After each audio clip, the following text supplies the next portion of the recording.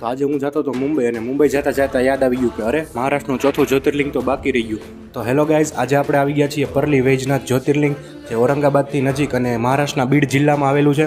અને ખૂબ જ સરસ મંદિર છે, અને અહીંયા તમારે અડધી કલાક જેટલો જ સમય લાગવાનો છે. ફટાફટ તમારા દર્શન થઈ જશે. અને જો મંદિરની સ્ટોરીની વાત કરીએ તો એક સમયે રાવણે ખૂબ તપ કર્યું અને પોતાના 9 માથા કાપી દીધા હતા. અને 10મું માથું જ્યારે કાપવાનું હતો ત્યારે ભગવાન શિવ પ્રસન્ન થયા અને કીધું કે તારે જે માંગવું હોય તે માંગ. તો રાવણે કીધું કે તમે મારી સાથે લંકામાં ચાલો, હું ત્યાં તમારી સ્થાપના કરી. તો આ વરદાનથી દેવો ડરી જાય છે અને વિષ્ણુ ભગવાન એક ગોવાળાનું સ્વરૂપ લઈને રાવણને મળવા આવે છે અને ખૂબ જ તડકો વધારે છે, જેથી રાવણને તરસ લાગે છે. અને રાવણ પાણી પીવે છે અને મૂત્ર વિસર્જન કરવા માટે જાય છે અને શિવલિંગ નીચે મૂકી દે છે. તો તેના લીધે અહીંયા મંદિર પ્રસ્થાપિત થઈ જાય છે, પરલી વૈજનાથ મંદિર. તો આ ટ્રીપમાં આપણે 4 જ્યોતિર્લિંગની વિઝિટ પૂરી કરેલ છે. બાકીના જ્યોતિર્લિંગના વ્લોગ્સ તમે મારી પ્રોફાઇલમાં જોઈ શકો છો, અને આખા વ્લોગ તમે મારી યુટ્યુબ ચેનલમાં જોઈ શકો છો. તો ત્યાં પણ સબસ્ક્રાઈબ કરી દેજો. Thank you. હર હર મહાદેવ.